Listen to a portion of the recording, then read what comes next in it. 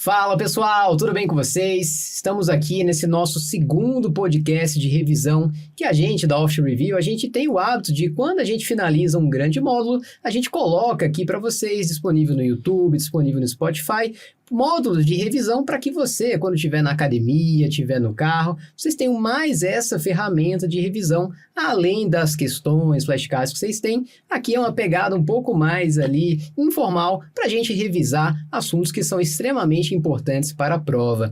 E hoje, nesse nosso segundo Oftcast de revisão do ano, a gente vai começar a falar sobre uma área que é extremamente importante para a prova, que é exatamente a parte de córnea. Só que você que já passou por esse extenso módulo sabe, não dá para a gente vencer todos os assuntos de córnea em um Oftcast apenas. Por isso que a gente vai dividi-lo em duas partes. E hoje, a gente vai começar com aqueles temas mais iniciais que a gente começou a ver no módulo, parte de bases, a parte de ceratites infecciosas, parte de PUC e Murin, embriologia, e a gente vai falar também sobre as alergias oculares. E comigo aqui hoje estão o Hugo Fernandes, nossa aquisição recente aqui do nosso time, e também o Guilherme Macedo, para a gente conversar e bater esse papo, que óbvio, aqui a gente não tem o intuito de esgotar o tema, mas sim de lembrar aquelas palavrinhas-chave, aquelas coisas que mais gostam de cair na prova. E agora, sem mais enrolações, já vou passar a palavra ali para o Hugo para a gente começar falando sobre essa parte mais inicial. Seja bem-vindo, Hugo. Obrigado, vamos mais um dia aí para revisar esse tema que cai bastante em prova, principalmente na parte de bases, né? Então, bases de córnea é algo que recorrentemente tem caído, sempre caiu e continua caindo bastante, né? Tanto é que na prova 1, né, a prova teórica 1, córnea, pela nossa estatística aqui, traz apenas a parte de ótica, né? Então, a parte de córnea é realmente fundamental. Sim. Então, vamos prestar atenção. Então, fiquei aqui na parte inicial de anatomia e fisiologia, que é basicamente o que cai na teórica 1 de córnea, né? Então, a gente vai começar a caracterizar a parte anatômica da córnea. Então, a córnea, ela ocupa mais ou menos 1/6 da superfície ocular. Ela é transparente, por motivos óbvios, né? E essa transparência é uma coisa que cai em prova com frequência, porque ela é transparente. Então, a distribuição regular e uniforme do colágeno. Então, isso garante a transparência da córnea. Como a gente consegue ver Deixa eu passar mais um. Boa. Isso nessa imagem. A gente tem a córnea e a esclera, por exemplo. Então, a gente consegue ver porque a córnea é transparente e a esclera é branca se as duas são compostas por colágeno. Porque a córnea tem uma distribuição uniforme de colágeno, enquanto a esclera não.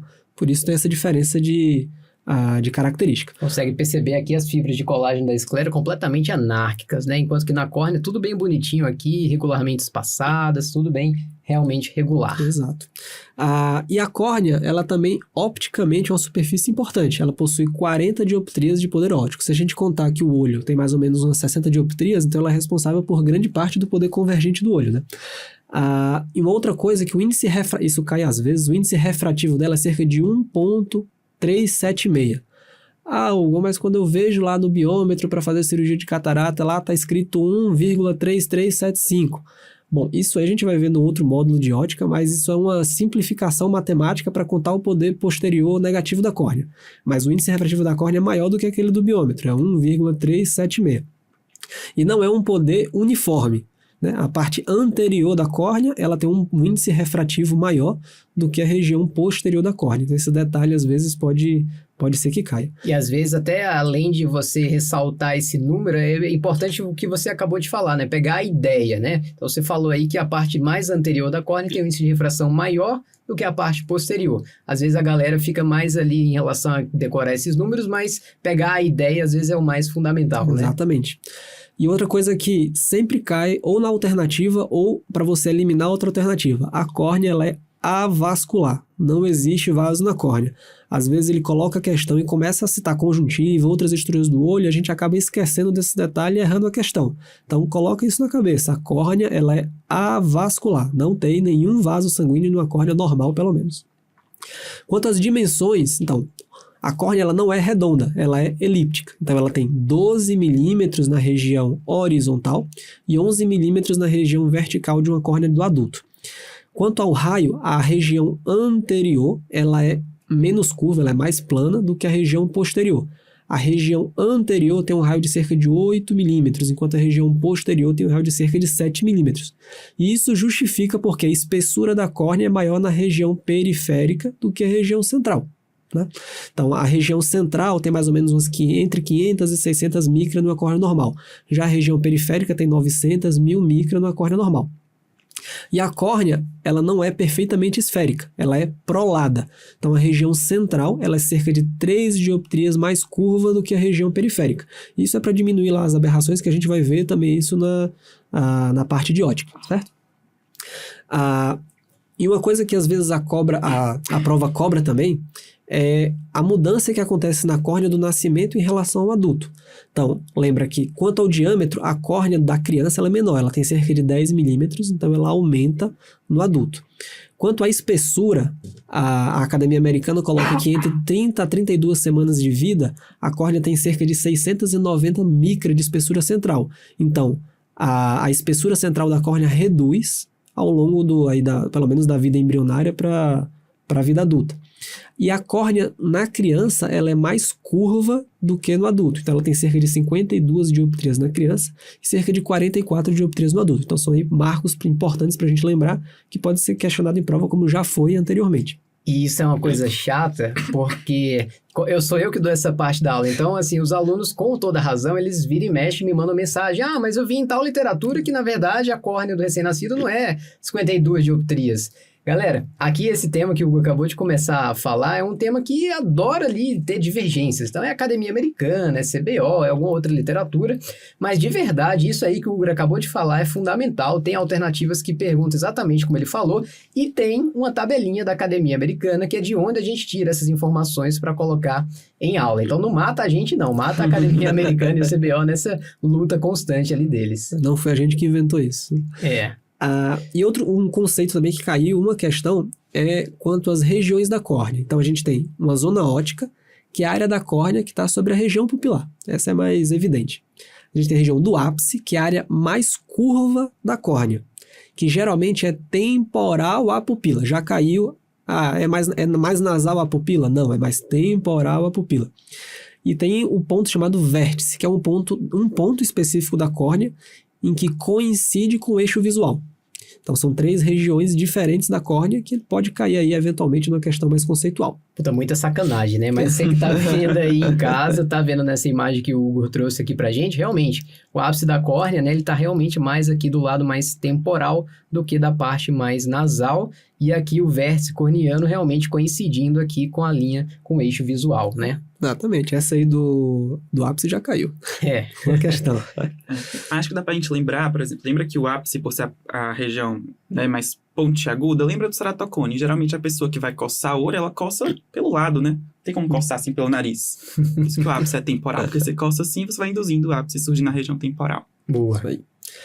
E aí, quanto às camadas da córnea, que também amam cair em prova, a gente tem, primeiramente, o epitélio da córnea, né?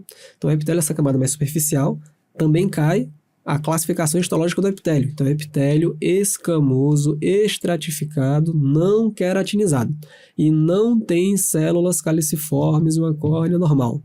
Então, essas palavrinhas aí são chaves para a gente eliminar várias questões aí. Se a gente pegar o banco de provas, já vai eliminar aí 50% das questões só com essas palavrinhas. Boa. E ela costuma ter de 4 a 6 camadas. Isso também cai em prova, tá? Então tem prova que tem 2 camadas, 3 camadas. São 4 a 6 camadas mais ou menos. E ela tem uma espessura de 40 a 50 micra. Então é mais ou menos 10% da espessura da córnea. Isso é importante também, agora que está mais em voga, a questão dos mapas epiteliais. É importante a gente saber esses valores, tá certo? Que o epitélio tem mais ou menos essa espessura entre 40 e 50 e que ele é um pouco mais espesso inferior em relação a superior. Tá? Isso quando for nas aulas de ceratocone, nas aulas aí de refrativa, vai ser abordado com mais profundidade. E aí, esse epitélio ele é dividido em algumas camadas. As camadas mais superficiais elas são mais achatadas, enquanto as camadas mais basais elas são mais cuboides, certo? Então, o movimento celular acontece da região basal para a região mais superficial. Então, essa célula ela vai ficando mais achatada à medida que ela vai se diferencializando e superficializando.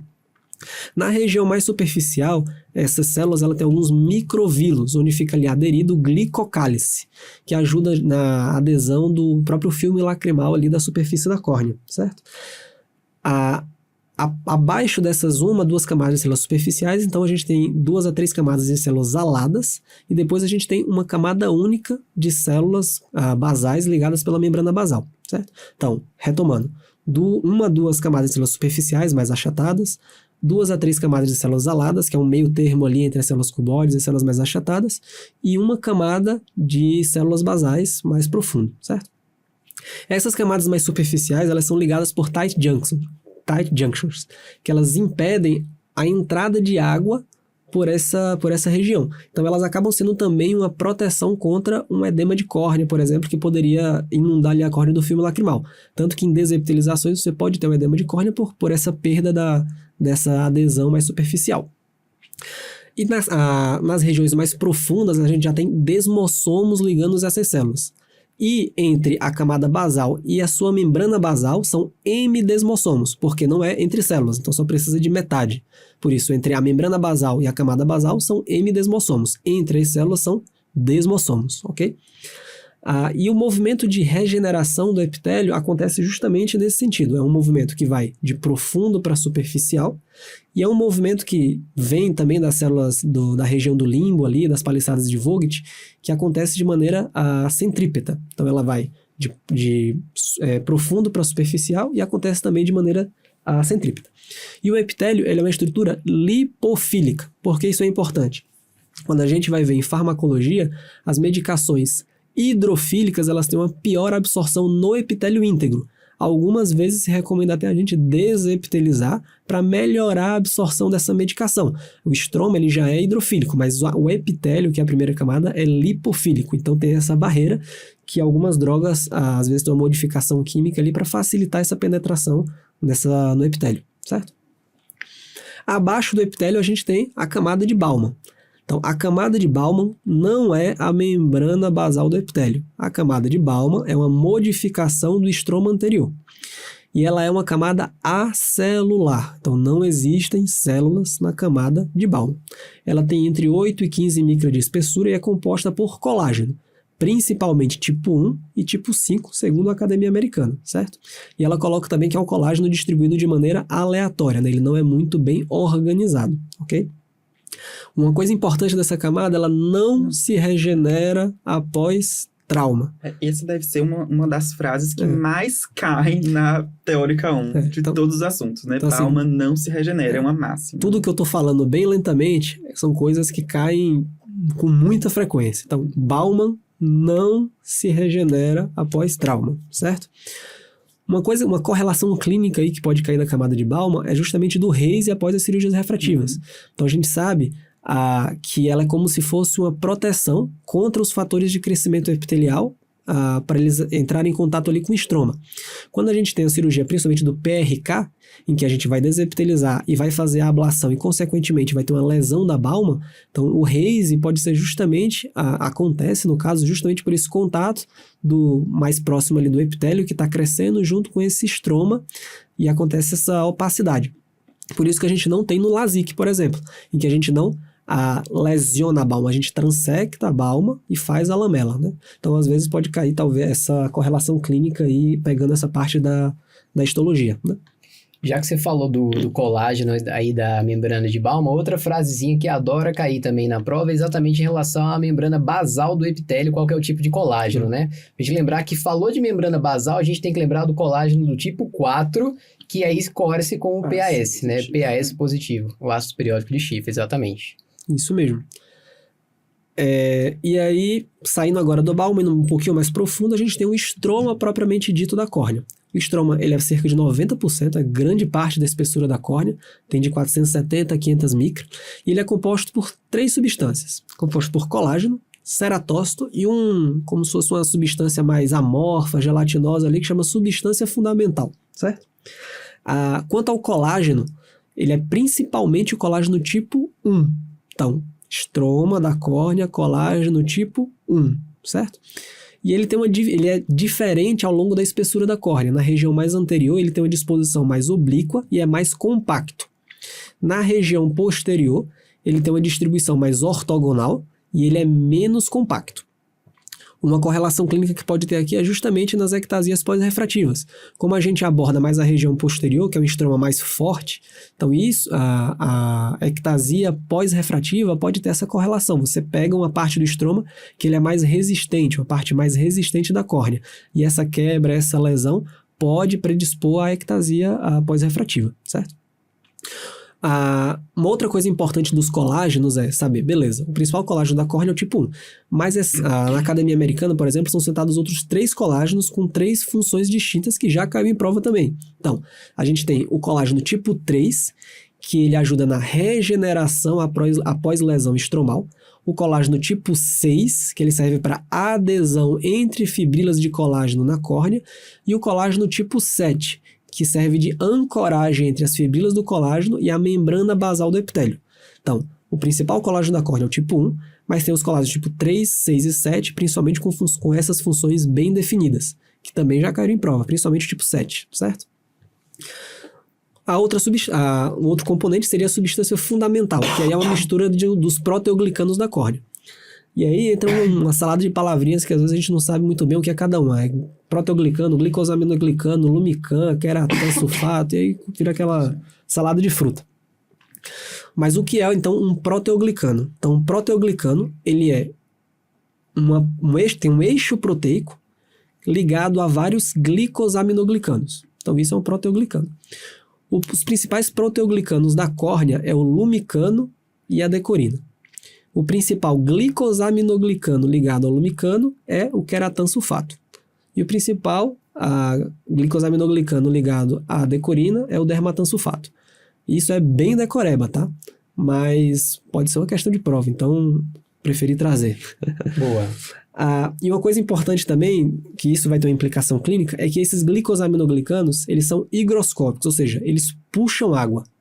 E eles são carregados negativamente. E negativo com negativo repele-se entre si. Então é justamente essa carga negativa entre eles que vai manter aquela disposição do colágeno bem ordenada que vai manter a transparência da córnea. Certo? E o outro componente são os ceratócitos, que são células que parecem um pouco ali com os fibroblastos, mas elas são mais achatadas. E elas têm os ceratócitos eles estão mais presentes na região anterior em relação à região posterior. Então lembra, tudo faz sentido. O índice refrativo é maior na região anterior porque você tem colágeno mais compacto e você tem mais ceratócito que produz o colágeno, certo? Então você tem que ligar essas informações para ficar mais fácil da memorização. E são células metabolicamente ativas, ricas em mitocôndrias, certo? Já tem algumas questões de prova que dizem, não são metabolicamente ativas, não são pobres em mitocôndrias, então isso cai, e é importante a gente saber desses detalhes. A principal função do ceratócito é produzir justamente o colágeno, produzir as substâncias da córnea. Então precisa ter uma atividade metabólica intensa, precisa de mitocôndria para produzir essa energia, ter um retículo endoplasmático desenvolvido, certo? Uma outra camada, que é um pouco mais recente, é a camada de DUA, que ela está ali justamente no estroma mais profundo, logo acima da DCM. Essa camada tem sido falada mais recentemente, principalmente depois do advento dos transplantes lamelares, principalmente o transplante lamelar anterior. Quando a gente faz a bolha para fazer esse transplante lamelar anterior, a DUA ela é um marco de referência importante. E aí, quem quiser saber um pouquinho mais sobre isso, tem que esperar um pouquinho para as aulas de transplantes lamelares, certo? Mas é importante saber da DUA, que ela está entre a DCM e o estroma mais profundo, então ela faz parte do estroma profundo e ela também é acelular. Se perguntar tamanho, é entre 10 a 20 micra, certo? E aí abaixo a gente tem então a DCM, que é uma outra membrana basal. Então, como o professor Flávio falou, se é uma membrana basal, é o colágeno tipo 4, certo? E PAS positivo, então se cora com ácido periódico de Schiff, certo? Um dado importante que sempre cai da DCM é que aumenta de espessura com a idade. Então, a DCM no bebezinho é muito menor do que a DCM no idoso, certo? E a DCM é dividida em duas partes. A gente tem a região anterior com bandas e a região posterior sem bandas. A região anterior ela é formada na vida intrauterina, então o tamanho dela é fixo. A região posterior sem bandas ela é formada ao longo da vida, secretada pela membrana de DCM. Então é ela que cresce ao longo da vida, aumenta de espessura, certo? Uma coisa que pode facilitar a gente lembrar é se a membrana de DCM ela é produzida pelo endotélio, então essa região posterior, que é a mais próxima do endotélio, é a que cresce. Não tem como a gente fazer um bypass dessa região para a região mais anterior, né? Então, isso ajuda a gente a lembrar também dessa relação anatômica. E a membrana de DCM ela pode ter algumas excrescências, que podem ser periféricas ou centrais. Quando são periféricas, são mais comuns nos idosos, são chamadas de verrugas, corpos de Hassall-Henle. Quando são na região central, que também é mais comum com a idade, mas fala mais a favor de algumas patologias, como a distrofia de Fuchs, por exemplo, elas são chamadas de gutata. Então, Hassall-Henle é da periferia, gutata é do centro, ok? Uma coisa que me ajudou a decorar essas características da DCM foi o hífen. Que assim, eu pensava que a parte anterior era a neonatal, que era a parte bandeada. A parte posterior é a pós-neonatal, que é a parte não bandeada. Então, tinha esses dois nomes. É o pós-natal não bandeado. É, a posterior. Aí eu decorei assim. Uma boa dica. Ajude. Excelente dica. Tudo ajuda para essas decorações. E a última camada, então, a gente tem o endotélio, que é uma camada de 4 a 6 micras de espessura, é uma camada única de células hexagonais. Ao longo da vida, a gente vai diminuindo a nossa densidade endotelial.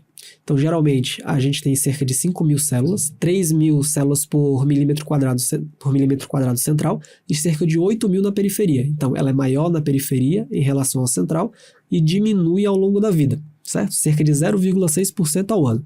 Acho pouco provável cobrar esse detalhe da filigrana, mas tá no livro, pode cobrar, né? Sempre tem uma questão mais decoreba no CBO. E uma coisa que a academia traz o endotélio tem mitose limitada. Então, já caiu questão que ele colocava em xeque essa questão do não fazer mitose limitada. Então, existe essa referência que diz que ela faz mitose de maneira limitada. Existe a referência que diz que ela não faz mitose. Então, os dois podem estar na prova e aí vai ter que ver outras alternativas, para ver qual é a melhor para escolher. Então, só ficar atento nessa. É porque o conceito clássico é que não tinha mitose, exatamente, né? E hoje em dia sabe-se que existe algum tipo de alguma mitose limitada. Para pegar o raciocínio de que no endotélio, se faz ou não mitose, é melhor você não lesar, né? Porque ele não vai ter aqueles mesmos mecanismos, por exemplo, do limbo, de fazer uma replicação bem realizada, de repor as células do endotélio. Não é igual o epitélio, que um dia já está zerado de novo. Zerado, exatamente. E aqui tem uma correlação clínica interessante, que é um medicamento relativamente recente, que são os inibidores da Rho kinase, que eles são muito usados nessa parte de regeneração, de recuperação do endotélio corneano, principalmente nos transplantes de córnea lamelares posteriores. Então, às vezes, essa relação também pode ser cobrada na prova aí, nesse estímulo dos inibidores da Rho kinase, nessa pouca atividade mitótica regenerativa do endotélio. Mas, via de regra, o endotélio é uma camada que tem uma capacidade regenerativa extremamente baixa, certo? E ao longo da vida a gente vai tendo essa perda celular e por isso a densidade vai diminuindo. E como ele não se regenera, pelo menos numa velocidade considerável, então como é que os espaços que essas células que vão morrendo são preenchidos? Então são preenchidos de duas formas, a mudança de tamanho e a mudança de forma das células ao redor. E isso tem 2 nomes específicos que a gente não pode confundir. É o polimorfismo, que é a mudança de forma, então morfo lembra forma, e polimegatismo, que é a variação do tamanho. Então não pode confundir esses 2 conceitos. Tamanho é uma coisa, forma é outra, são nomes diferentes, certo? Uma outra coisa também que um detalhe histológico que é trazido é que não existe desmossomos entre as células do endotélio. Elas são ligadas por junções intercelulares, por interdigitações, certo? E a principal função do endotélio aí é justamente a desidratação da córnea. Então lembra que eu falei lá que os glicosaminoglicanos são higroscópicos, eles puxam água. Então você tem uma estrutura celular puxando água, sendo que se essa córnea ficar super hidratada, ela vai perder a transparência dela. Então a gente precisa de um mecanismo que tire essa água da córnea. E é justamente o endotélio, principalmente pelas membranas de sódio e potássio, então transporte ativo, vai tirar íon da córnea, colocar no aquoso e depois por osmose a água vai sair da córnea. E o outro de menor importância, mas que já caiu, que existe, é a anidrase carbônica, mas principalmente membrana de sódio e potássio. E é justamente essa pressão negativa gerada, por exemplo, que ajuda a segurar o flap do LASIK no lugar, por exemplo, quando a gente faz uma cirurgia refrativa. É essa pressão negativa criada na córnea, certo? E aí, se cair em prova, o objetivo é manter uma hidratação da córnea de cerca de 78%. É o número mágico que eles colocam, certo? Então, de córnea a gente terminou. Mas existe o limbo, que é uma região entre a córnea e a esclera, que é muito importante para a córnea, né? É uma região que possui as células pluripotentes, as células tronco da córnea, certo? E funciona também como uma barreira para a córnea não ser conjuntivalizada. Tanto que algumas lesões do limbo, caso ele seja lesionado, a gente pode ter uma conjuntivalização daquela região da córnea por perder essa barreira, certo? E ele é composto principalmente o que existe no limbo. Então, você tem a conjuntiva, você tem as palissadas de Vogt, que são essas estruturas filiformes que a gente consegue ver ali na própria lâmpada de Fenda. Existe a própria junção do estroma da córnea e da esclera, e existe lá embaixo, lá mais profundamente, o aparato de drenagem do mucoso, os canais coletores. Então, essa é uma região importante também quando a gente pensa nas cirurgias de glaucoma, por exemplo, que a gente precisa ter uma referência para a gente achar ali a região de drenagem, né? E quais são os limites do limbo? Então, centralmente é uma linha delimitada entre a linha de Schwalbe e o término da camada de Bowman, e na região mais periférica é a porção anterior do esporão escleral.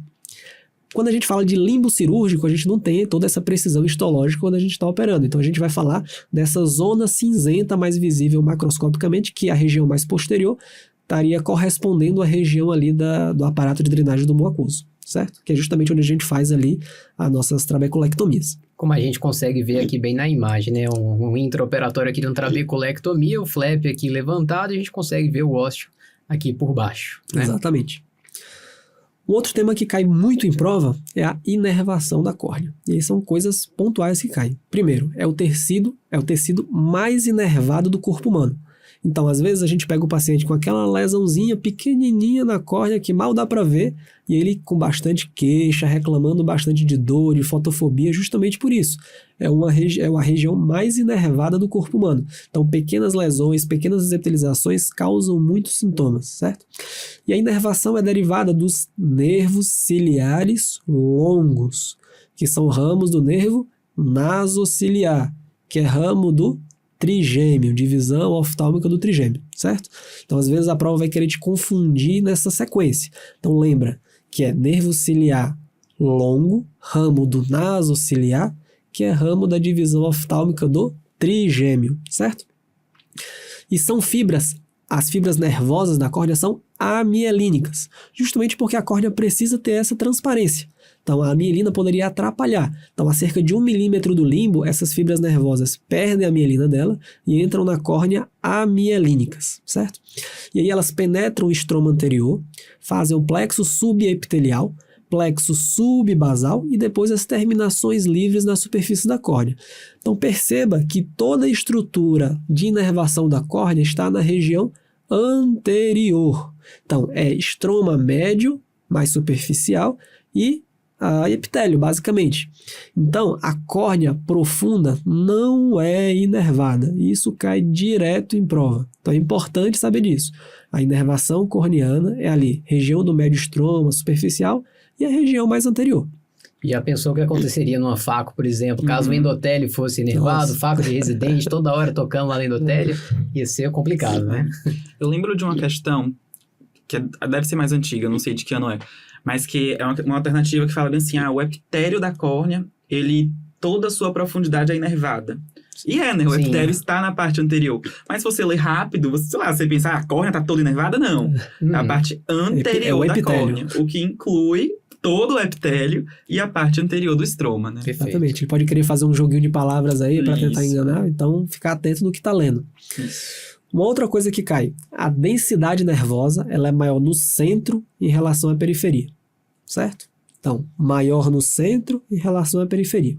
E quais são os receptores que a gente tem na córnea? Então, são nociceptores, então receptores de dor, são mecanoceptores, receptores mecânicos, e termorreceptores ao frio. Então, são esses 3 receptores que a gente tem na córnea. Isso também já caiu, certo? Sobre fisiologia, é bem menos, o grande grosso da córnea é essa parte de anatomia. Fisiologia é um pouco mais curto. Então, primeira coisa, nutrição da córnea. O que é que a córnea precisa? Ela precisa de oxigênio, ela precisa de glicose. De onde é que ela tira o oxigênio? O oxigênio vem principalmente do filme lacrimal, do mucoso E na região mais periférica vem também ali dos vasos palpebrais, certo? Mas principalmente é filme lacrimal e humor aquoso. E a glicose, de onde é que vem a glicose? A maior parte da glicose vem do humor aquoso, 90%. E 10% vem do filme lacrimal. E uma pequena parte vem da circulação limbana para a região da periferia da córnea, certo? Então, grosso, humor aquoso e filme lacrimal. Se perguntar na prova, pode ser que caia essa filigrana, mas é importante saber que tem essa participação também mínima na região periférica da córnea dos vasos limbares. E por que a córnea precisa de glicose? Porque o principal metabolismo da glicose da córnea é justamente o metabolismo glicolítico. Então, ele vai pegar essa glicose e vai formar energia a partir dela. Quando ele faz o metabolismo da glicose, a gente tem duas situações. Pode ser que a córnea tenha oxigênio, pode ser que ela não tenha oxigênio. Se ela tiver oxigênio, ela vai fazer aquele ciclo de Krebs lá que a gente vê no primeiro período de faculdade, né? Que vai gerar água e CO2 como resíduos metabólicos. Se por um acaso não tiver o oxigênio, então vai fazer a glicólise anaeróbica, que o resíduo vai ser o ácido lático. O problema é que o ácido lático, se ele acumular na córnea, ele vai fazer edema, né? Então, quando a gente pega, principalmente pacientes que têm uma distrofia de Fuchs, que já não tem um endotélio tão bom em desidratar a córnea, esse ácido lático ele pode acumular, pode puxar água, hidratar a córnea e diminuir a visão, fazer queixa. Então, isso justifica, por exemplo, por que um paciente com distrofia de Fuchs ele tem uma visão pior de manhã do que durante o resto do dia, porque de manhã a gente está com o olho fechado, então esse oxigênio do filme lacrimal não vai estar ali, então vai ter uma tendência maior a fazer esse metabolismo anaeróbico, gerar ácido lático e fazer esse edema corneano, certo? E quanto à parte mecânica da córnea, uma filigrana também que as referências trazem é a região paracentral, ela é mais dura do que a região central. E a resistência da córnea e a elasticidade é maior na região anterior do que na posterior. E isso faz total sentido. Lembra que as fibras colágenas são mais densas na região anterior, lembra que elas são mais compactas, lembra que elas têm uma distribuição oblíqua. Então isso faz total sentido. E essa resistência da córnea ela vai aumentando com a idade, porque acontece o processo do crosslink natural. O mesmo crosslink que a gente faz com a idade pela exposição solar acontece também. Quando a gente compara córnea com esclera, alguns dados importantes são: a córnea ela tem uma rigidez menor do que a esclera, mas ela é mais resistente ao trauma. Então isso às vezes também pode cair esse detalhe. E eu acho que é isso que eu tinha para falar. É realmente a parte mais extensa, mas também é um dos assuntos de córnea que realmente é mais cobrado em prova. A gente precisava ir no detalhe aí que o Hugo trouxe pra gente em primeira mão. E agora, vamos falar agora de como é que a córnea ela vai se formar. E aí eu já peço desculpa a você que está assistindo aí de casa, do mesmo jeito que eu peço desculpa em aula, mas de verdade, não é culpa minha. Tudo que eu vou falar a partir de agora é motivo de divergência entre a Academia Americana e o CBO. E até na última edição do CBO, essa divergência ela persiste. Vamos começar, então, entendendo, por exemplo, qual que é a sequência de formação das estruturas da córnea e de onde é que elas se originam. Para a gente lembrar da embriologia, lembra lá, a gente tem basicamente 3 folhetos mais iniciais, né? Tem o ectoderma, tem o mesoderma e tem também o endoderma. No início da aula, a gente já combina que endoderma não forma nenhuma estrutura intraocular. Então, você fica mais tranquilo em relação a isso se na hora você fosse chutar lá na hora da questão. Mas agora, olha só. Primeiro, de onde é que vai vir o epitélio da córnea? Aqui, galera, lembra só, o epitélio é uma coisa mais superficial, né? Então, a gente vai combinar aqui agora que vem do ectoderma de superfície. Agora, estroma e endotélio, aí começam a vir aquelas famosas ondas de migração das células da crista neural. E é exatamente nesse ponto que CBO e Academia Americana seguem em divergência, galera. Porque, olha só, vou trazer para você aqui, vocês devem estar vendo aqui na imagem, exatamente o que a literatura da Academia Americana traz. Porque lá por volta da 6ª semana de vida, é isso que a córnea vai ter, 6ª semana de vida intrauterina. É isso que a gente vê na córnea. Basicamente 2 camadinhas de epitélio, uma camada de endotélio e uma membrana basal aqui, tá certo? Da membrana basal do epitélio. Só que esse endotélio que vocês estão vendo aqui, eles vieram da primeira onda de migração das células da crista neural. Isso tanto o CBO quanto a Academia Americana concorda, não tem problema, tá? Então é isso que a gente tem por volta da 6ª semana. Agora, por volta da 7ª semana, galera, começa a haver a migração dessa e a formação dessas célulazinhas aqui, ó, que você veja, tá entre o epitélio e o endotélio. São exatamente os ceratócitos que vão compor o estroma da córnea. E aqui, para a Academia Americana, galera, a gente tem aqui a segunda onda de migração das células da crista neural. A formação do estroma, de acordo com o CBO, vai vir de acordo com a terceira onda de migração, enquanto que aqui, para a Academia Americana, a gente já tem essa formação na segunda onda de migração. O fato é, a outra onda, já que são 3, vai formar principalmente estruturas ali da íris e também do trabeculado ajuda um pouquinho, tá? Então, tem essa divergência. Por volta dos 3 meses de vida intrauterina, a gente tem a formação da membrana de TCM e por final ali, por volta dos 4 meses de desenvolvimento, a gente forma a última estrutura que é formada da córnea, que é exatamente a camada de Baumann, tá? Então é também uma questãozinha de prova. Primeiro, saber a origem de cada tecido desse, tá? Até agora, o CBO não perguntou exatamente qual é a estrutura que é formada na segunda, qual é a estrutura que é formada na terceira. Não, até agora nunca cobraram isso. Eles perguntam de uma forma um pouco mais genérica. Ah, o estroma da córnea, ele é originário do quê? É do ectoderma de superfície? Não, é da migração das células da crista neural. Beleza? Então, o epitélio vai ser pelo ectoderma de superfície, estroma e endotélio a partir da migração dessas células da crista neural. Beleza? Última perguntinha disso aqui, mais uma vez, é a última estrutura, então, que é formada da córnea. A gente tem que entender que é exatamente a camada de Baumann. Beleza? A gente vai ver embriologia ao longo de todo o ano, quando a gente estiver revisando as outras partes. Quando a gente fala dessa parte em aula, na aula de embriologia da córnea, eu já dou um pouquinho mais em relação à embriologia de outras partes, mas aqui para essa revisão, basicamente era isso que eu queria trazer. Uma outra coisa que é muito importante desse tema e que também cai muito na parte da prova teórico-prática é exatamente em relação às malformações congênitas da córnea.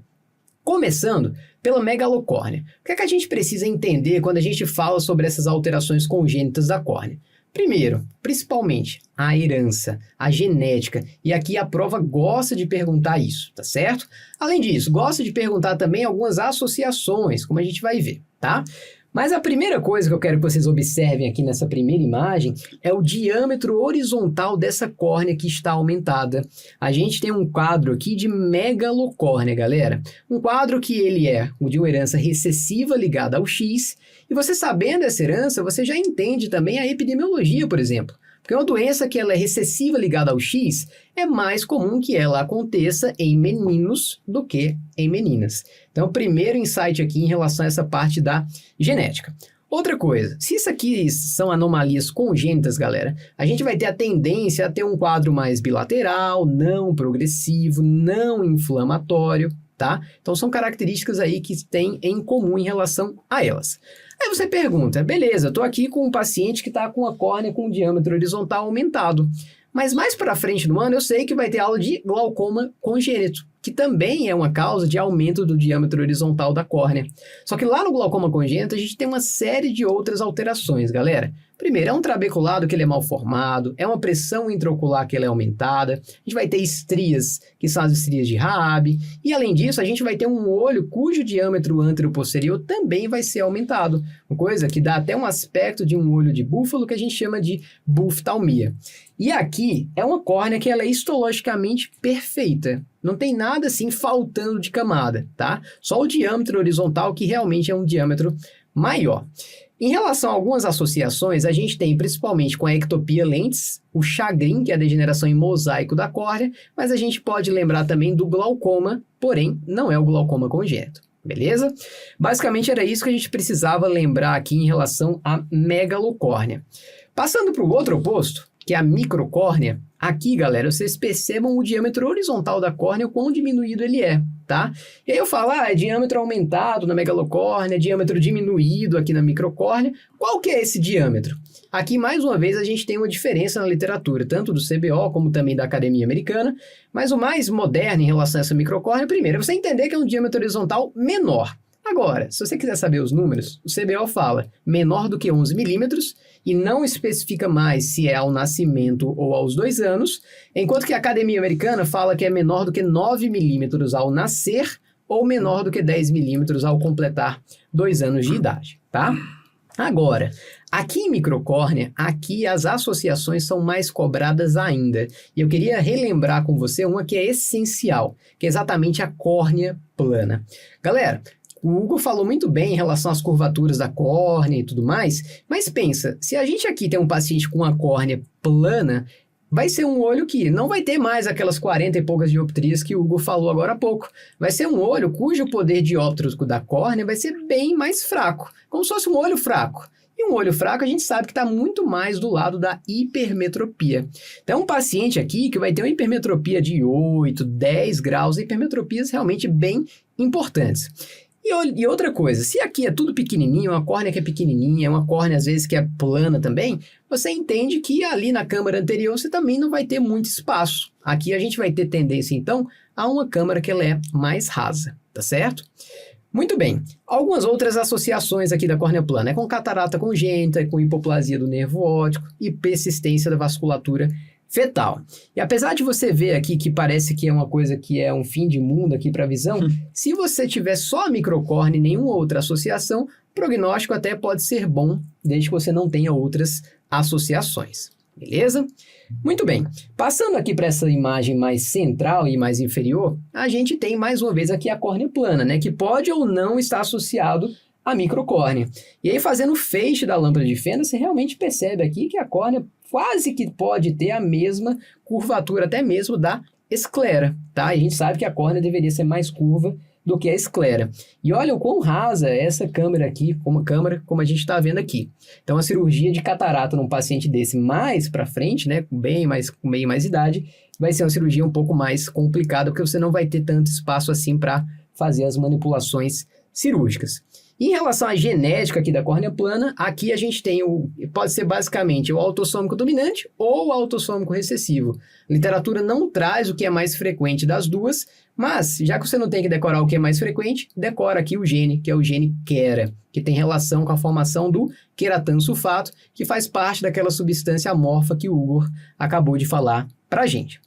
E agora, galera, para finalizar essas anomalias aqui da córnea propriamente dito, eu quero falar da esclerocórnea, que se a gente juntar todas as questões desse assunto de anomalias congênitas que já caíram em prova, esclerocórnea é a imagem que mais cai. E aí eu concordo com você que está em casa. Poxa, quando a gente olha para uma imagem como essa, que você vê um olho ali, ó, todo brancão, é esclera pra caramba, você vê esses vasinhos aqui, você mal vê córnea. Uma coisa que você pode pensar é o seguinte, é um olho que já inflamou pra caramba, tá com esse avanço ali dos vasos indo em direção à córnea, mas aqui na esclerocórnea não tem nada disso. Aqui, galera, a gente tem um quadro que ele é não progressivo e não relacionado à inflamação. Aqui a gente não tem um contexto inflamatório. O que a gente tem aqui mesmo é esse avanço aqui da esclera em direção à córnea, que você pode ou não ainda ter esse resquíciozinho de córnea, como você está vendo aqui na imagem, tá certo? E como o limbo aqui também ele não é bem formado, a gente não tem mais aquela barreira que o Hugo também falou para a gente agora, que era uma barreira do limbo que era importante para frear a progressão tanto da conjuntiva, como também para os vasos em direção à córnea. Por isso, você pode perceber que esses vasos de fato avançam e cruzam a região do limbo e avançam para cima da córnea, tá certo? E associações aqui para a gente finalizar essa parte da esclerocórnea, galera, é o seguinte. Mais uma vez, a associação da esclerocórnea com córnea plana em até 80% dos casos. Então perceba que córnea plana ela pode estar sozinha, mas ela pode estar associada à microcórnea e também à esclerocórnea. E aqui, o ângulo desses pacientes de esclerocórnea também pode ser um ângulo que ele é mal formado. E isso pode predispor a glaucoma. E aí tem uma questão safada que pergunta o seguinte. Glaucoma que afirma o seguinte, na verdade. Glaucoma está presente na maioria dos casos de esclerocórnea. Cuidado. O que está presente na maioria dos casos é a associação de esclerocórnea com córnea plana. Pode ser em até 80% dos casos. Mas, apesar de você poder ter associação de esclerocórnea com glaucoma, isso não representa a maioria, é menos da metade dos casos. Beleza? E, galera, na aula desse ano, fiz questão de colocar mais 2 coisinhas a mais, que é exatamente a microoftalmia e a nanoftalmia, que nos últimos anos, esse é um tema que vem sendo um pouquinho mais recorrente. Qual que é a ideia geral para fazer a diferenciação da microoftalmia para a nanoftalmia? Os dois são olhos muito pequenos, tá? Mas a ideia que você tem que ter da microoftalmia é que é um olho pequeno e tende a ser não funcional, enquanto que o nanoftalmo é um olho que ele é pequeno, mas é um olho que ele se esforça para ser funcional, tá? E a prova do DCBO 2025 cobrou exatamente esses mesmos conceitos. Nanoftalmo é um olho pequeno e funcional, e a microoftalmia é um olho que ele é menor e tende a ser não funcional, tá? Nos dois, você vai ter um diâmetro anteroposterior bem reduzido, ainda mais, aqui no nanoftalmo a gente pode perceber, por exemplo, uma órbita que aqui é um pouquinho mais funda, como você está vendo na imagem, uma câmara anterior que ela é super rasa também, então, mais uma vez, é uma cirurgia de catarata aqui que vai ser muito desafiadora. Tá? Então vai ser para Mari Hollander, por exemplo, operar, a professora Mari, então o pessoal realmente que já tem bem mais experiência nisso. Para finalizar essa parte aqui em relação ao tratamento, galera, a gente vai fazer reabilitação visual nos dois, tá? E nos casos que tiver catarata, glaucoma, efusão foveal, a gente vai ter que manusear essas complicações.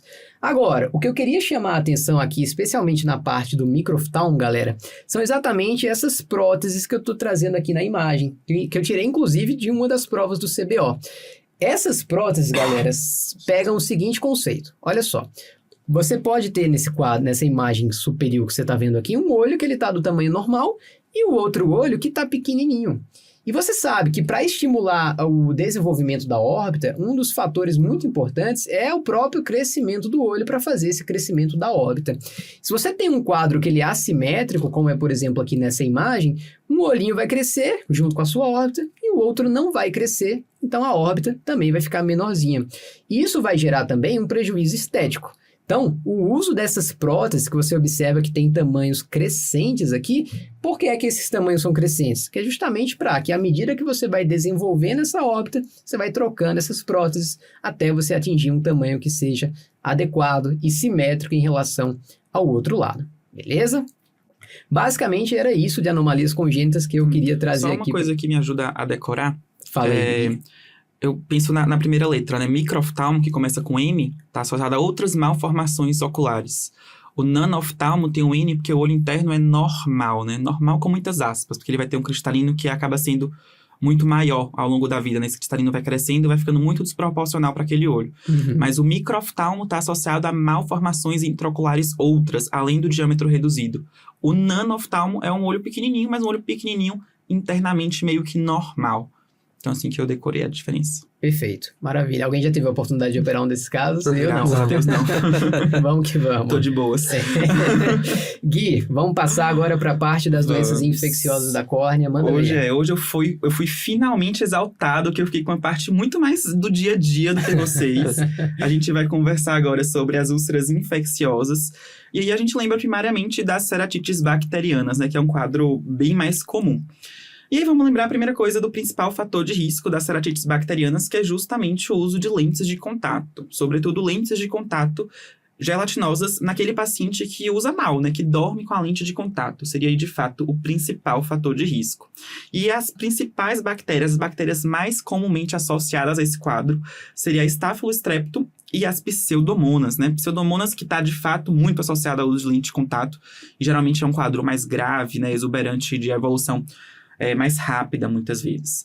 Mas, pessoal, em prova, o que mais cai, na verdade, são algumas bactérias meio que especiais, né? Não necessariamente as bactérias mais comuns. É muito comum o autor da questão te perguntar quais são as bactérias que conseguem penetrar o epitélio íntegro. E aí, para você que é aluno aqui do nosso curso, fica muito fácil, porque você vai lembrar das chilenas, né? Então, lembra que as chilenas são aquelas bactérias que conseguem penetrar o epitélio íntegro da córnea. E a gente vai lembrar que é um mnemônico, né? O C de chilenas é de Corynebacterium, o H de Haemophilus, L de Listeria, N de Neisseria e S de Shigella. Além das chilenas, vale a pena lembrar também daquelas bactérias que têm uma evolução um pouquinho mais lenta, de forma que a gente pode ter a formação do infiltrado infeccioso, né, no estroma, com o epitélio já se reformando em cima delas. Isso pode acontecer de tão lenta que é essa progressão. A gente vai ver isso nas micobactérias, na nocárdia e também em algumas bactérias anaeróbias.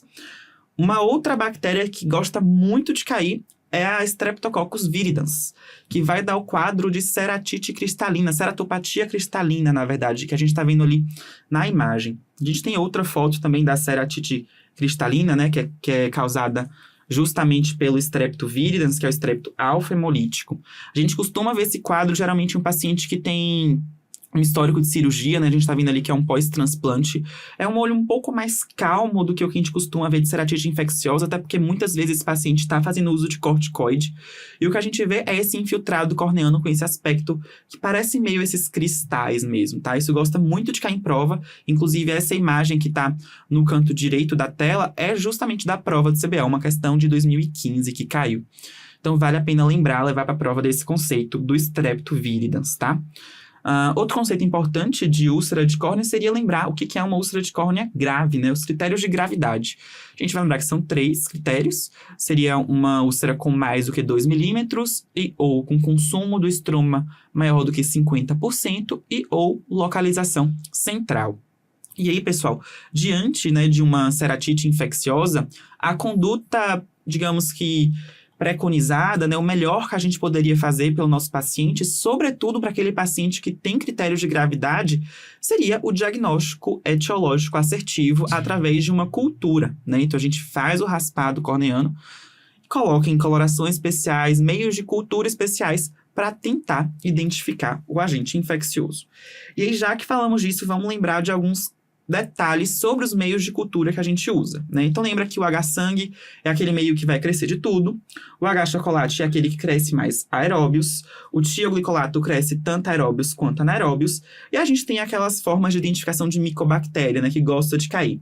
Micobactéria tem a coloração especial de Zio-Nielsen e o meio de cultura especial, que é o Lowenstein-Jensen. E aí, pessoal, tudo bem, você vai fazer o raspado, vai mandar esse raspado para o laboratório para ver o que cresce na cultura. Você vai esperar o resultado para começar o tratamento? De jeito nenhum. A gente começa o tratamento empírico, após o resultado da cultura, a gente faz o ajuste do tratamento que a gente empregou inicialmente. E aí, para lembrar do tratamento empírico, né? Se eu não tenho critério de gravidade, eu posso começar com uma fluoroquinolona, como uma oxi ou gatifloxacino. Se eu tenho critério de gravidade, eu vou já começar com colírio fortificado. E aí eu lembro para vocês da cefazolina, 50mg por ml para cobrir gram positivo. E a tobramicina ou gentamicina, 14mg por ml para cobrir gram negativo. E aí, claro, depois da cultura ou da resposta que o paciente esteja tendo, a gente vai ajustando a medicação, né? Às vezes a gente vai tirar uma droga por outra, substituir uma droga por outra. Então, a gente lembra, por exemplo, a gente pode ter um gram positivo que seja um pouco mais resistente, que a gente precisa utilizar vancomicina, que é 25mg por ml.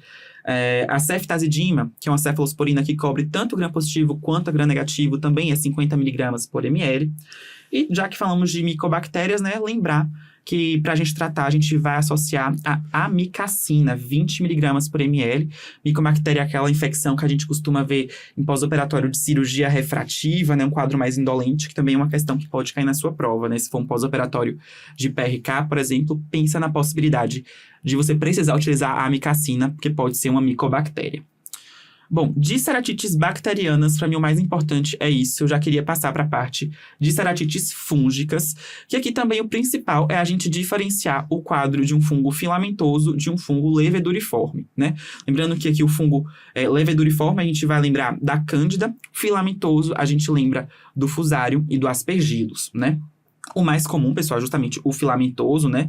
Principalmente o fusário. Mas a gente lembra também de cândida, que fica em segundo lugar, não é um quadro tão incomum assim. O quadro de leveduriforme, que é ali o da cândida, geralmente acontece em clima frio, né? Enquanto que o filamentoso ocorre em clima quente. Outro detalhe que, assim, talvez ajude até a gente mais aqui no Brasil, né? Seria a questão de como era esse olho antes de começar o quadro.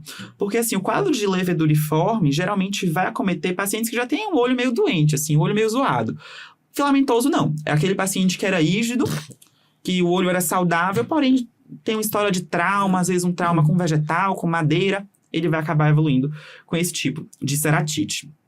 Ambos, pessoal, os dois tipos de fungo, os dois fungos conseguem penetrar a DCM íntegra. Então, às vezes a gente tem um infiltrado bem posterior crescendo sobre o endotélio, né? Os dois podem fazer hipópio também, por exemplo. Mas tem características clínicas que são diferentes, né? Se a gente olha ali para a úlcera do levedoriforme, geralmente o que a gente encontra é o quê? Uma lesão única, uma lesão úmida, né? Geralmente, assim, com esse aspecto mais arredondado. É diferente aqui do filamentoso. A gente tem uma lesão mais seca, com bordas hifadas, e a gente tem esse fenômeno, né, de serem múltiplas lesões, porque geralmente tem lesões satélites, né, o fungo filamentoso. Lembra lá que na aula, o professor ele desenha, né, uma bananinha para representar o fusário. Então você lembra que a bananinha fica pulando de um lugar para o outro. Inclusive, se você olhar bem a figura do levedoriforme com o bacteriano, você vai ver que até diagnóstico diferencial entre eles. O que vai mudar é muito a história. Perfeito. A história de ser um quadro mais arrastado, a história de trauma com vegetal, é isso que faz a gente pensar em ser um quadro por cândida, por exemplo, né? E isso, Gui, uma coisa que você chamou a atenção é que realmente o hipópio pode estar presente nas duas coisas. A foto que a gente usa em aula é exatamente essa, que tem o filamentoso não tem hipópio e a levedoriforme tem hipópio, mas vocês percebam aí em casa que os dois podem ter hipópio, não é o que vai fazer diferenciação de um para o outro, tá certo? Perfeito. Essa questão da diferenciação do tipo de fungo guia a gente também no tratamento, né? Eu decorei assim, que a cândida a gente trata com canfotericina. Foi assim que eu decorei. Então, já guarda a anfotericina B, 0,15% ali para as levedoriformes. Aqui para os filamentosos, a gente vai preferir a natamicina 5%, tá? Meio de cultura também acho importante lembrar, principalmente do H. saburro, né? Que é um meio que seria ali mais específico para os fungos, né? A princípio. Vamos passar para a cantameba? Vamos. Só uma coisinha, né? Os casos em que a gente tem um endoftalmite anterior, quando a gente tem uma infecção fúngica, tratamento de escolha, a gente fazer uma injeção intracameral de anfotericina, tá certo? É a droga de escolha para isso. Mas vamos que vamos para a cantameba agora. Isso. A cantameba é um quadro também interessante, né? Lembrar que aqui a gente tem um protozoário, né, de vida livre.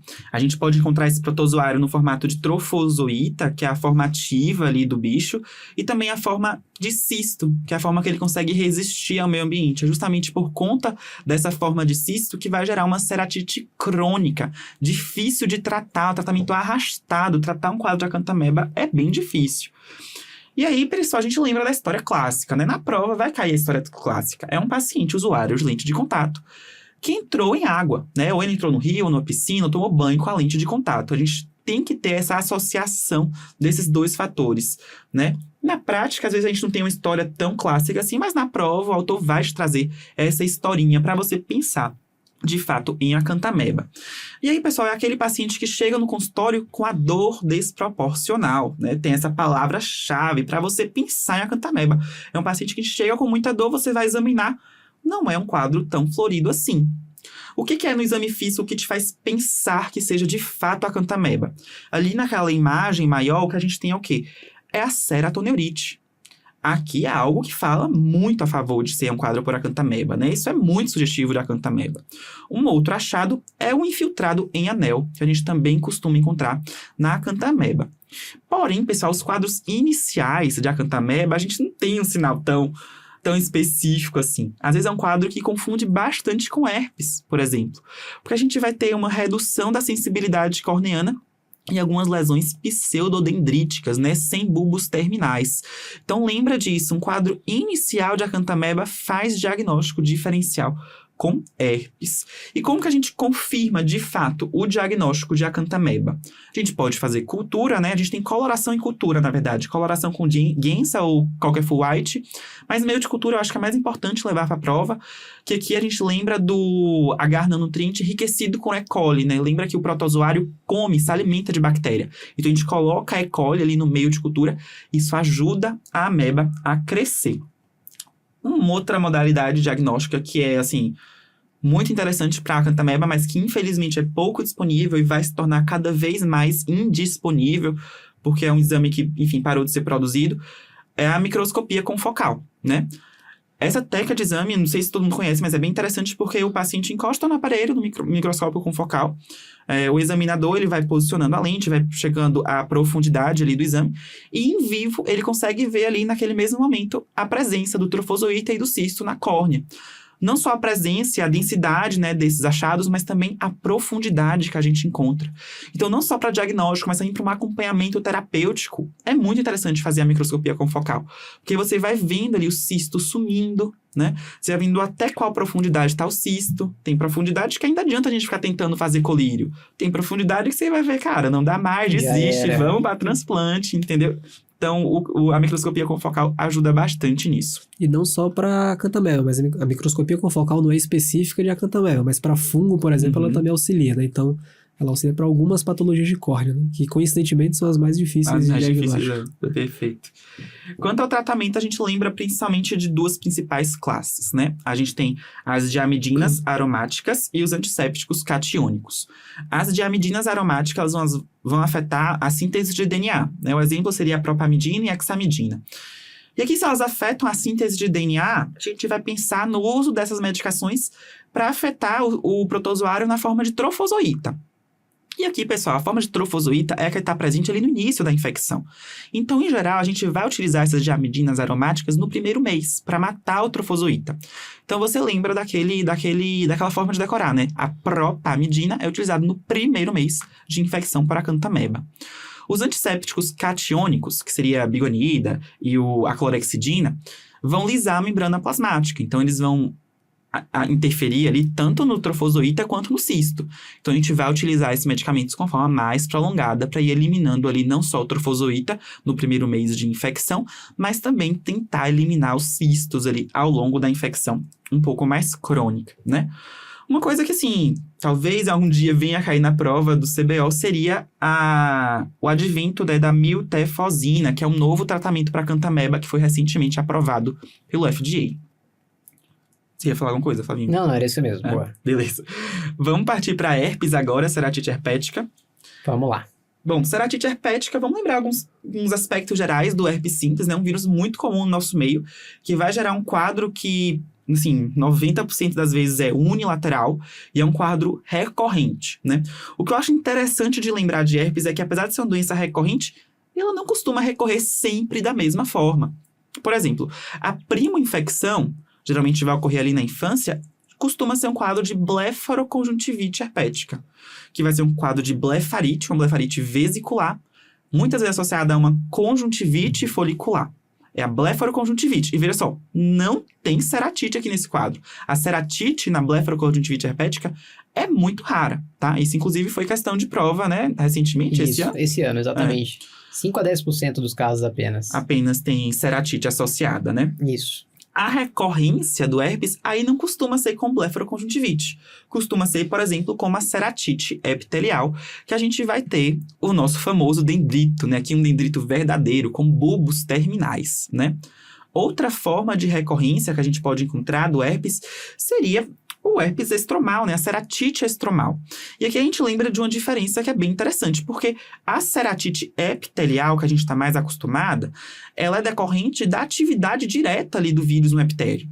Já a ceratite estromal, ela é de um mecanismo imunomediado, né? Ela vai ocorrer por hipersensibilidade. E o que caracteriza essa ceratite é justamente a presença de neovasos na córnea.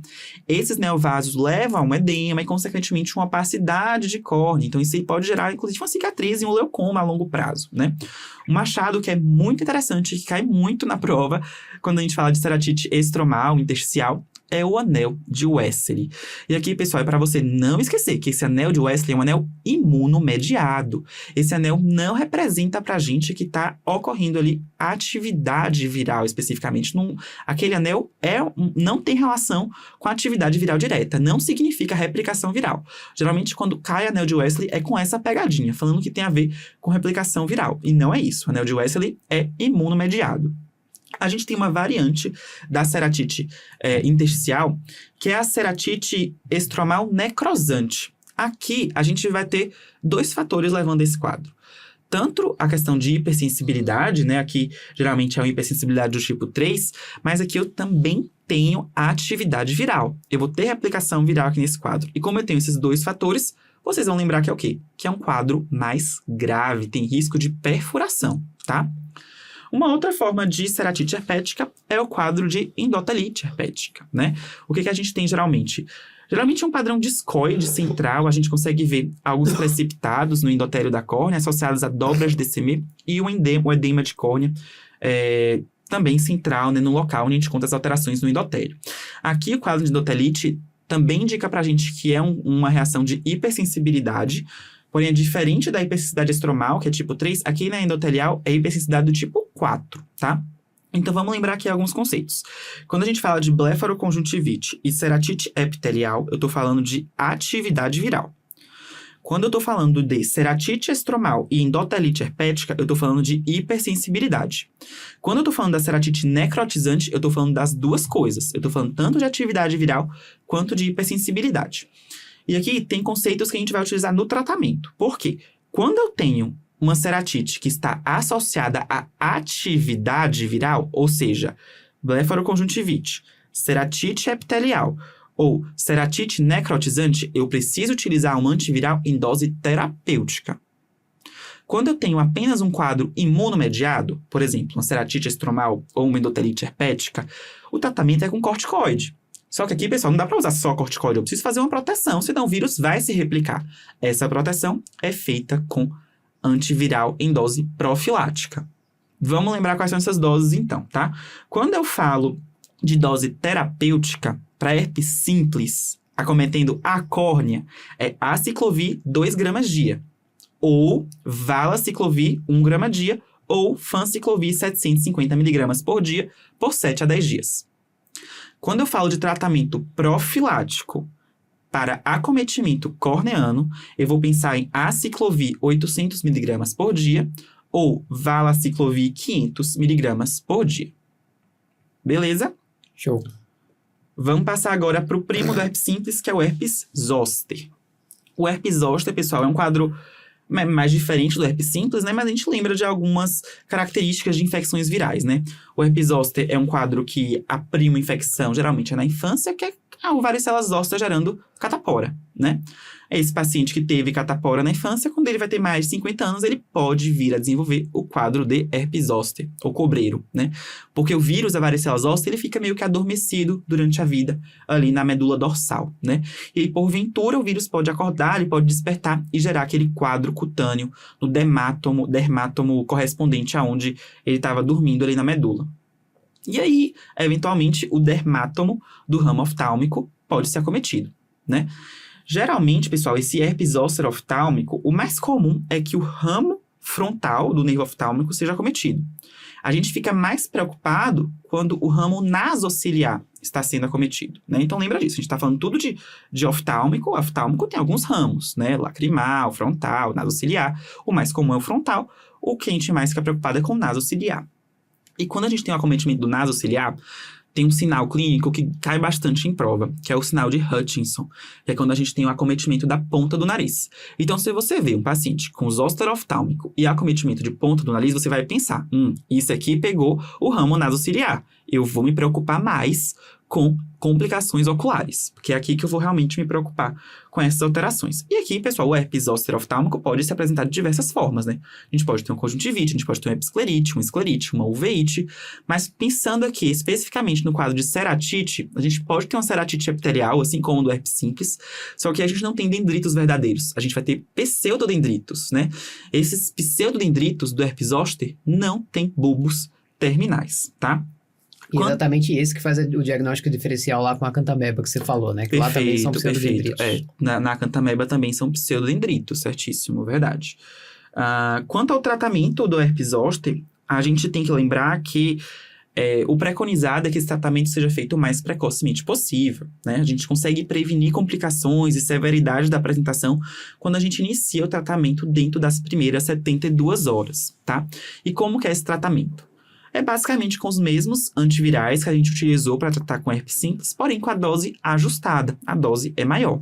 Quando a gente usa a aciclovir, a gente vai pensar em 4 gramas dia, o valaciclovir são 3 gramas dia, e a gente pode utilizar também o fanciclovir, 1,5 gramas dia, por 7 a 10 dias. Beleza? De infecciosos era isso, né, Guia? Era isso. Uma coisa importante lembrar é a profilaxia é para herpes simples, não é para zoster. E a vacina é para zoster, não é para herpes simples, só para não confundir uma coisa com a outra, né? Tá bem? É que assim, o herpes zoster, teoricamente, né, isso vem sido um pouco questionado, né, com o novo estudo EDIS, que saiu esse ano. A princípio, o zoster não seria uma doença tão recorrente assim, sabe? Mas a gente conversa um pouco na parte de UVEIT, que é a parte que a gente realmente se preocupa com o herpes zoster. Isso pode mudar um pouco nos próximos anos. Para a gente finalizar essa nossa revisão, falta falar rapidinho sobre as úlceras mediadas por fenômenos imunológicos, autoimunológicos, e a gente vai finalizar depois com alergia ocular. Mas aqui, para a gente lembrar dessas ceratites ulcerativas periféricas, galera, tem basicamente 2 tipos que a gente precisa revisar, que é a famosa PUC e a famosa Murin, né? E as duas têm em comum esse fato da preferência pela região mais periférica. Agora, olha a pegadinha que poderia aparecer na prova, né?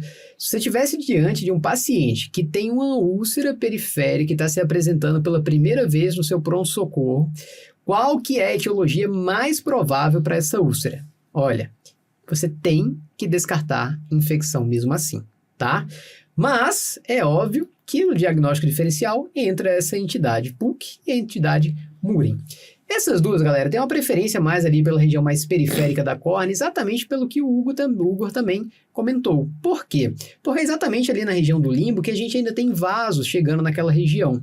E aí essas doenças que são mediadas por fenômenos imunológicos, elas precisam ali, os seus atores, o complemento, anticorpos, células outras da inflamação, precisam trafegar por vasos. E é exatamente pelos vasos limbares que elas chegam na córnea. Daí o local da lesão ser realmente ali mais na região mais periférica. Primeira coisa agora, estou diante de um paciente que tem essa úlcera periférica e eu não estou achando que é infecciosa. Quando a gente vai pensar nas causas imunológicas, a gente tem então um grande grupo de doenças que tem relação com doenças do colágeno, que podem, diante do quadro sistêmico, também ter o quadro oftalmológico, e a gente chama isso de PUC, tá? São ceratites ulcerativas periféricas associadas a doenças do colágeno. Vamos falar já sobre eles. Caso a gente descarte todas essas doenças do colágeno, a gente fica com o nome de úlcera de Murin, tá? Então, o primeiro conceito é esse. PUC, a gente tem doenças do colágeno associadas, como, por exemplo, artrite reumatoide, que é a causa mais comum de PUC, mas também a gente tem a granulomatose com poliangeite. Caso a gente não tenha nenhuma doença do colágeno associada, a gente fica com o diagnóstico de úlcera de Murin. Só que a úlcera de Murin, apesar de não ter associação com essas doenças do colágeno, podem ter associação, a literatura traz uma associação com parasitoses intestinais e também hepatite C, tá bom? Pode ter, então, essas duas associações em específico. O quadro clínico da PUC, galera, eu gosto de lembrar de PUC com a letra K, para quê? Para que a gente lembre também de esclera, que aqui a gente vai combinar que se escreve não mais com C, mas também com K. Por quê? Porque além do acometimento corneano periférico, galera, aqui na PUC, com frequência, a gente também tem um acometimento da esclera, beleza? Palavrinha-chave, porque na úlcera de Murin, como eu vou falar daqui a pouquinho, a gente não costuma ter esse mesmo acometimento da esclera. Pode ter acometimento da esclera na Murin? Pode, mas o mais típico é a gente encontrar aqui na PUC.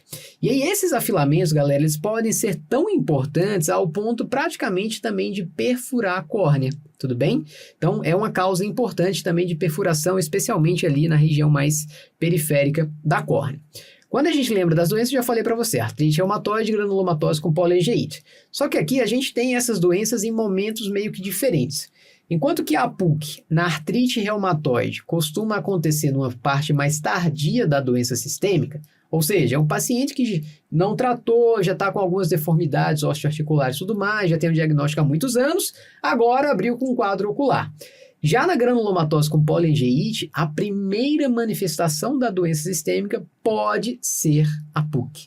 Daí a importância da gente conhecer essas entidades e a sua correlação com o quadro sistêmico. E se é algo sistêmico, a gente também tem que fazer uma avaliação sistêmica importante para ele. Então é hemograma, é avaliação de provas de autoimunidade, sumário de urina, porque, por exemplo, na granulomatose com poliangeite a gente pode ter hematúria, fazer exames de imagem do tórax, porque na granulomatose com poliangeite também a gente pode ter alterações pulmonares e tudo mais, né? Quando a gente parte para o tratamento da PUC, Aqui, galera, como é uma doença sistêmica, a gente precisa também atacar de forma sistêmica. Então, a gente vai fazer uso aqui de corticoide sistêmico e medicações também imunossupressoras, tá certo? É a base do tratamento. Só que, além disso, como a gente tem um defeito corneano, esse defeito pode infectar, então a gente vai fazer uso de antibiótico profilaxia. Como aqui a gente tem uma atividade das colaginases bem aumentada diante de um contexto inflamatório, tanto o corticoide vai ajudar nessa atividade das colaginases, como também a gente vai fazer uso de inibidores da colagenase. E aí o que a gente mais lembra são as tetraciclinas, como por exemplo a doxiciclina. Mas vamos relembrar, por exemplo, a acetilcisteína 20%, citrato de sódio a 10%, e também a medroxiprogesterona a 1%, tá certo? Além disso, vai dar lubrificante de preferência sem conservante para esse paciente. E agora, fundamental, porque olha só, nos quadros em que a gente tem ali uma atividade inflamatória muito exacerbada, o negócio está degringolando, a córnea está afilando cada vez mais, a prova vai te dizer o seguinte, para esse caso aqui que está super grave, vamos fazer um recobrimento conjuntival?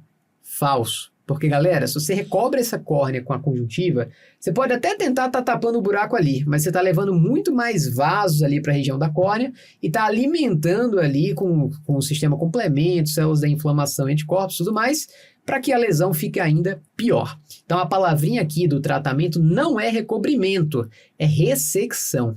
E essa ressecção pode tanto ajudar na resolução, melhorar o quadro, como também vai te ajudar no diagnóstico. Tudo bem? E como é muito frequente nas doenças da córnea que não estão indo muito bem, se isso aí perfura, a gente pode precisar ir para um transplante, tá bom? Que inicialmente a gente vai fazer um PET corneano, a gente só quer tapar o buraco, e mais para frente, com a doença controlada, a gente pode até fazer um outro transplante aí com finalidade ótica, tá bom? Última perguntinha desse tratamento da PUC. Mas Flávio, você está falando que o corticoide é sistêmico. Tem espaço para o corticoide tópico? Tem, só que você tem que tomar muito, muito cuidado. Porque o corticoide, apesar de ser bom para muita coisa, aqui ele vai atrapalhar na regeneração da córnea. Então, aquelas córneas muito afiladas, que está quase com a descemetocele ali, já perfurando quase, aqui você tem que tomar muito cuidado nesse uso, tá certo? Muito bem. Agora, não tem nada de doença do colágeno, aí a gente vem aqui para Murin, que você observa mais uma vez aqui esse afilamento corneano aqui na região mais periférica, e nesse quadro aqui você percebe que a esclera está praticamente poupada, tá certo? Agora, na Murin, galera, você tá vendo aqui esse quadro mais bonitinho aqui, mas você tá vendo nessa outra imagem aqui um quadro muito mais dramático, ali realmente com acometimento escleral, com afilamento escleral, você tá até vendo ali a úvea por transparência. E aí eu te pergunto, tem mais de uma forma, então, de úlcera de Murin? Tem. A gente tem a forma limitada e a forma progressiva. E essas formas, galera, gostam de ser cobradas em provas. Se você pegar todas as questões de PUC e Murin, quando eles... primeiro, eles vão perguntar assim, qual das duas que tem associação com doença do colágeno? PUC. Beleza. Na Murin, qual que é a epidemiologia mais comum da forma limitada? É essa. E a da forma progressiva? É essa outra, tá? Então, a gente precisa entender essa epidemiologia porque é muito cobrada em prova. Começando, galera, pela forma limitada. Essa forma, como você está vendo na imagem, é uma forma melhorzinha, de melhor prognóstico. Ela tende a ser, de fato, unilateral, é um quadro mais tranquilo, perfura menos do que a forma progressiva, e aqui o perfil do paciente é um paciente mais idoso, tá certo? Então é um quadro mais do bem, o próprio nome fala, é a forma limitada. Já o outro lado, que é a forma progressiva, você está vendo aqui bem mais dramática, aqui a gente vai ter uma forma que ela tende a ser mais bilateral, perfura mais, e aqui o perfil do paciente ele também é diferente. É um paciente que ele é jovem e afrodescendente. A prova vai trazer exatamente essas palavrinhas-chave para você fazer a diferenciação, tá certo? E aqui, galera, como a gente não tem uma doença de base sistêmica, aqui a gente pode começar o tratamento ali de uma forma mais local. Então, é um corticoide tópico e um antibiótico profilático. Flávio, quer dizer que eu nunca vou fazer corticoide sistêmico, ou então eu nunca vou precisar de uma imunossupressão sistêmica? Não. Aqueles quadros que mesmo com os tratamentos iniciais você não consegue ir bem, você tem que escalonar para um quadro de um tratamento mais sistêmico. E aí, por exemplo, de imunossupressor, a gente tem o próprio corticoide, que na dose tem dose imunossupressora, mas aqui o que o CBO traz, os principais são a ciclofosfamida e a ciclosporina, para a gente lembrar, tá certo? E aí uma coisa interessante, uma curiosidade aí para você que está assistindo em casa, é o seguinte, eles viram também que nos pacientes que tinham hepatite C, que eles usavam para tratar a hepatite C, o interferon 2A, o interferon alfa 2B, melhor dizendo, eles viam que também o quadro corneano ia melhor. Então, foi aí que eles viram, primeiro, que interferon poderia ser utilizado para o tratamento da córnea, como também eles viram dessa associação da hepatite C com a úlcera de Murin. Ressecção conjuntival, caso precise, não recobrimento, e aí, finalmente, transplante, e ninguém quer chegar lá, mas os casos, às vezes, perfuram, você precisa passar para o transplante. De verdade, PUC Murin é bem tranquilinho, é uma questão que, galera, você tem que ir para a prova sabendo essas palavrinhas-chave, porque é uma coisa que vai te ajudar na hora da prova, ao invés de te atrapalhar. Beleza? Para finalizarmos, uma coisa que eu tava até com vontade aqui de coçar meu olho, mas eu lembrei que você vai falar agora, Gui, das alergias oculares. Vamos lá, alergia ocular é um assunto também tranquilo. Acho que como o PUC Murin é um tema que você tem que guardar no bolsinho pra você não errar essa questão. Verdade. Né? Vamos falar aqui rapidinho sobre as principais formas de alergia ocular. A gente começa com a mais comum de todas, e mais simples também, que é a conjuntivite alérgica, né? Que é um quadro mais comum em crianças, jovem, não tem predileção por sexo, é igual a homem e mulher. E aqui a gente lembra que é uma reação de hipersensibilidade do tipo 1, né? Mediada ali por IgE, tem também degranulação de mastócitos. Aqui é legal que a gente tem aquela diferenciação de conjuntivite alérgica sazonal e perene, né? Então, a sazonal está mais relacionada a picos, né, de agudização do quadro. Então, geralmente, o alérgeno é também um alérgeno sazonal, como pólens. Diferente do quadro da conjuntivite perene, que é um quadro um pouco mais crônico, um quadro mais arrastado, dura mais do que 4 semanas, e está relacionada a alérgenos que são mais perenes também, como os ácaros, tá? Aqui a clínica de prurido, quimose, o que chama a atenção mesmo é o comprometimento da conjuntiva tarsal superior. A gente vai ter aquelas papilas, e aqui as papilas têm menos do que 1 milímetro, e são mais concentradas na pálpebra superior, tá? Aqui é um quadro mais leve, né? A gente vai tratar a crise com antihistamínicos, fazer o controle de uma forma mais prolongada com estabilizadores de mastócitos. A gente pode utilizar logo uma droga de dupla ação, mas a gente vai conversar dos antialérgicos quando eu terminar de falar todas as formas de conjuntivite alérgica, tá bom? Bom, a segunda forma é a conjuntivite ou ceratoconjuntivite primaveril ou ceratoconjuntivite vernal, que aqui é um quadro mais comum em meninos de 10 a 12 anos, né? Meninos ali no início da adolescência, pequenininhos. É um quadro que, inclusive, melhora, né, na puberdade, então surge antes da puberdade. E aqui é uma hipersensibilidade do tipo 1, mas também do tipo 4, né? A gente tem essa associação. Então, é uma imunidade do tipo 1 que envolve questão de IgE, mas também tipo 4 que envolve uma imunidade celular, tá? Temos 2 formas clínicas principais. A gente tem a forma palpebral, em que a gente encontra essas papilas, também mais frequentemente encontradas na pálpebra superior. Aqui essas papilas podem ter mais do que 1 milímetro. E aqui na imagem a gente tem aquele clássico sinal de Maxwell-Lyons, né? Que é a presença dessa secreção entre as papilas. Essas papilas, gente, elas podem, inclusive, fazer um trauma mecânico na córnea e gerar o que a gente está vendo ali naquela terceira imagem, que é a úlcera em escudo, tá? Uma outra forma clínica da ceratoconjuntivite primaveril é a forma limbar, em que a gente tem um comprometimento mais importante da região do limbo. A gente tem esse limbo com aspecto gelatinoso. Nesse limbo, a gente vai encontrar as pseudofossetas e os nódulos de Horner-Trantas. São ali... como é que eu posso falar? Achados muito característicos desse tipo, né, de conjuntivite. A gente tem também a forma mista, né, que correlaciona tanto o quadro palpebral como o quadro limbar, tá? Essas é só importante ressaltar aqui que são pseudo mesmo, porque as fossetas verdadeiras a gente vai revisar mais pra frente no tracoma, não é Perfeito, isso mesmo. Lembrando só da questão da úlcera em escudo, né? Muitas vezes tem um tratamento um pouquinho mais chato dessa úlcera em escudo. Às vezes só fazer corticoide tópico não adianta. Às vezes a gente precisa fazer, por exemplo, um corticoide supratarsal ou até mesmo fazer a ressecção cirúrgica das papilas com um transplante autólogo de conjuntiva ali, de onde você fez a remoção das papilas que estavam gerando ali o atrito mecânico. Então, se você vê uma úlcera que é assim, né? Com esse aspecto, que não é um aspecto infeccioso, não tem um infiltrado infeccioso. É geralmente próximo da região superior, que é onde a gente encontra papilas maiores, né? Esse é um aspecto bem típico de úlcera em escudo, tá? Bom, a forma mais grave de alergia ocular é justamente a próxima, que é a dermatoceratoconjuntivite atópica, né? E tem esse nome para realmente explicar. Dermato, porque tem comprometimento comprometimento palpebral, cérebro, que também afeta a córnea e da conjuntiva. E aqui, pessoal, é um quadro que acomete pacientes mais velhos, né? Geralmente são homens de 20 a 50 anos, né? Um pouquinho mais avançado. Também é uma fisiopatologia semelhante à primaveril, então a hipersensibilidade tipo 1 e tipo 4. A clínica que é um pouquinho mais diferente, porque olha ali na foto, as papilas a gente encontra na conjuntiva tarsal inferior. Aqui é a única que a gente tem essa diferenciação que despenca em prova, tá? Se você tem uma predominância de papilas na conjuntiva inferior, você vai pensar em dermatocératoconjuntivite atópica. Aqui esse paciente frequentemente evolui com pânus corneano, deficiência límbica, uma cicatrização da conjuntiva também, essa descamação palpebral, espessamento da pele palpebral, alterações da margem palpebral, como entrópio, ectrópio, tá? E também a gente tem ali o último quadro, diga.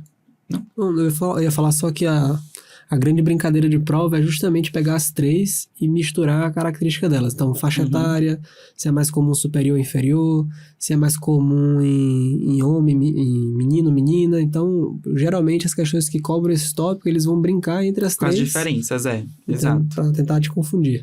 O quarto tipo de alergia ocular é a papilar gigante, né? Aqui a papilar gigante, a história clínica vai te dar a dica, né? Porque é um paciente que ou é usuário de lente de contato, que seria ali a principal associação, ou tem, por exemplo, algum outro corpo estranho na superfície ocular, como um fio de sutura, uma bolha de Treck, uma prótese, que está levando a esse atrito mecânico. Então, aqui a gente tem hipersensibilidade do tipo 1, hipersensibilidade do tipo 4 e também um efeito mecânico levando ao surgimento da conjuntivite papilar.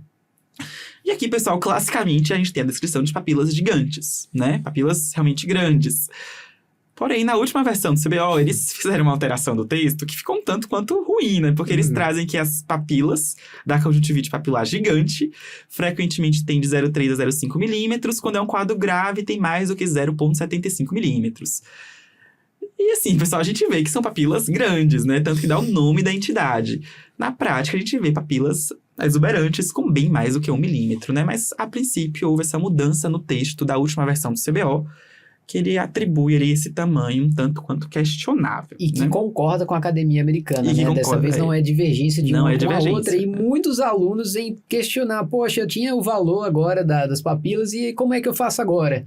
Na diferenciação, como você bem falou, Gui, tem muitas coisas que a gente consegue ver, por exemplo, na papilar gigante. Tem causas, né? Então, por exemplo, é um uso de uma lente de contato, é um fio de sutura, como você mesmo falou. Enquanto que, por exemplo, na primaveril é uma coisa diferente, né? Você vai muito mais agora pelos fatores de risco, pela epidemiologia, pela biomicroscopia como um todo, do que simplesmente apenas pelo tamanho da papila. É, a historinha que vai te dar a dica, né? Isso. Na verdade.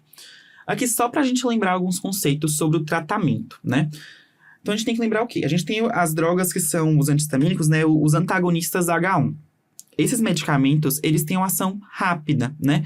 Então eles são utilizados para conter uma crise, tá? Aqui eu tô falando da emedastina e da levocabastina, tá? É para alívio imediato dos sintomas.